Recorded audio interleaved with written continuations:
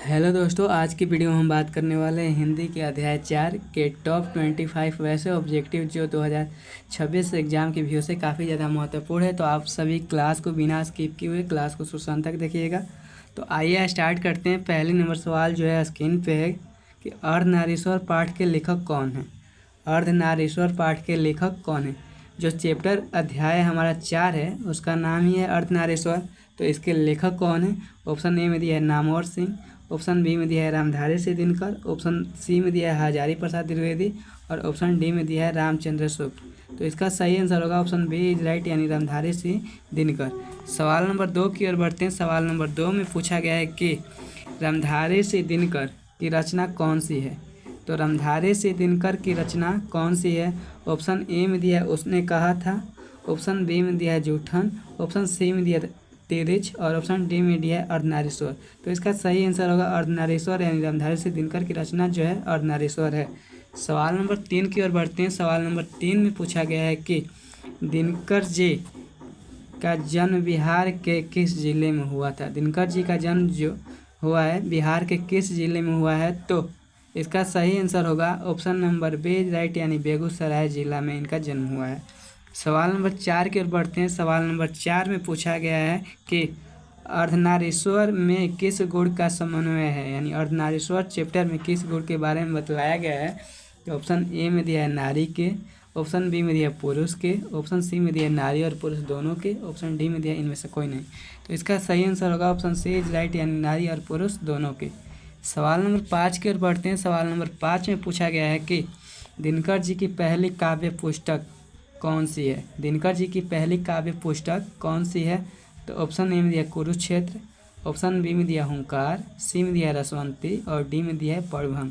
तो इसका सही आंसर होगा ऑप्शन डी इज राइट, यानी पड़भंग।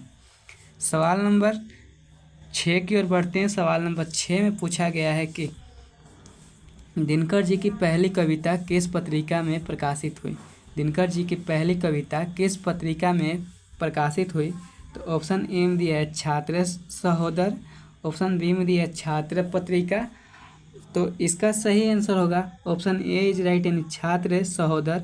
तो ऑप्शन सी और ऑप्शन डी बहुत ज़्यादा नीचे है, इसलिए मैं उसको चर्चा नहीं कर रहा हूँ। तो इसका सही आंसर होगा option A is right. Dinkar ji की पहली कविता जो है छात्र सहोदर पत्रिका में प्रकाशित हुई है। सवाल नंबर 7 की ओर बढ़ते हैं। सवाल नंबर 7 में पूछा गया है कि दिनकर जी की पहली कविता कब प्रकाशित हुई। दिनकर जी की पहली जो कविता है कब प्रकाशित हुई। तो 1925 ईस्वी में प्रकाशित हुई, यानी ऑप्शन बी इज राइट। सवाल नंबर 8 की ओर बढ़ते हैं। सवाल नंबर 8 में पूछा गया है कि दिनकर जी के अनुसार यदि पति विचार है तो पत्नी क्या है। दिनकर जी के अनुसार यदि पति विचार है तो पत्नी क्या है। तो पत्नी जो है भावना है, यानी ऑप्शन सी इज राइट।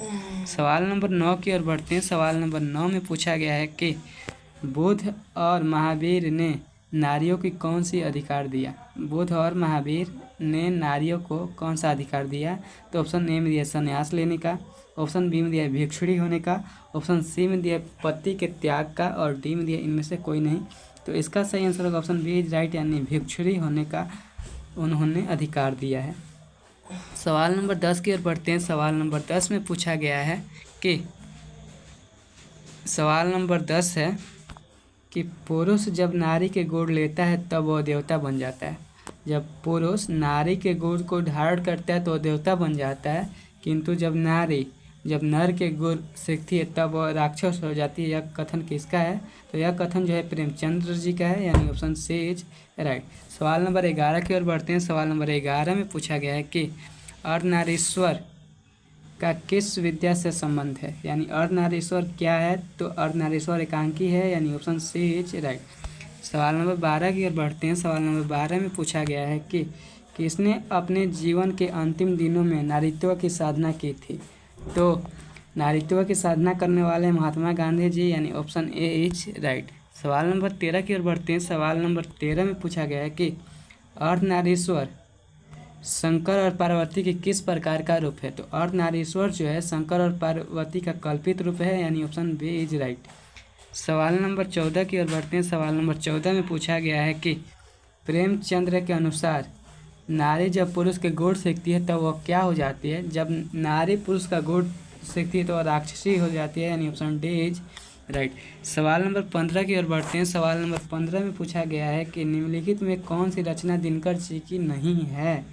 तो उर्वशी ऑप्शन ए में दिया है, और बी में दिया है रश्मि रथी, ऑप्शन सी में दिया है जूठन, और ऑप्शन डी में दिया है कुरुक्षेत्र।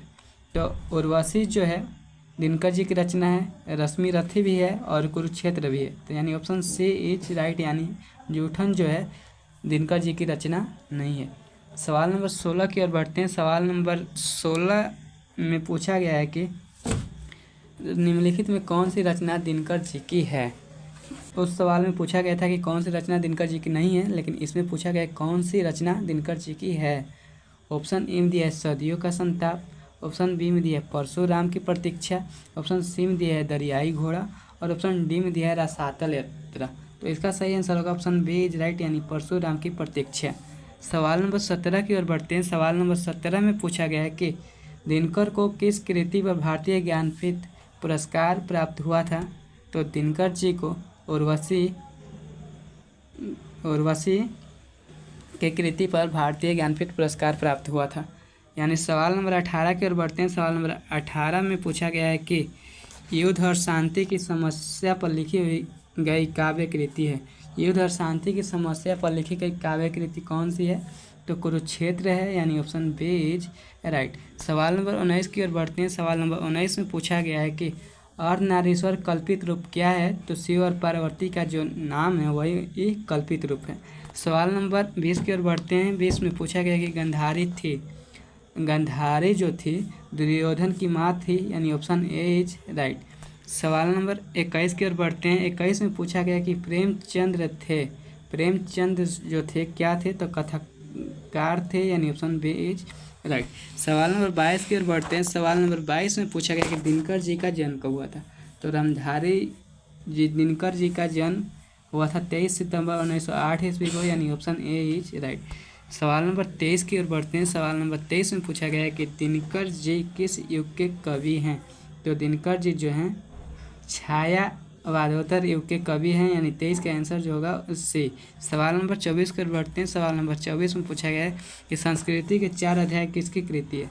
तो संस्कृति के 4 अध्याय जो है रामधारी सिंह दिनकर की कृति है, यानी ऑप्शन डी इज राइट। सवाल नंबर 25 में पूछा गया कि कौन सी कृति रामधारी सिंह दिनकर की लिखी हुई है? तो इसका सही आंसर होगा शुद्ध कविता की खोज, यानी ऑप्शन ए इज राइट। तो यही हमारी अंतिम सवाल थी। तो आपको वीडियो कैसी लगी कमेंट में ज़रूर बताइएगा, और चैनल को सब्सक्राइब कर लीजिएगा ताकि अगली वीडियो आप तक सबसे पहले पहुँचे। तो मिलते हैं नए वीडियो में। जय हिंद, जय भारत।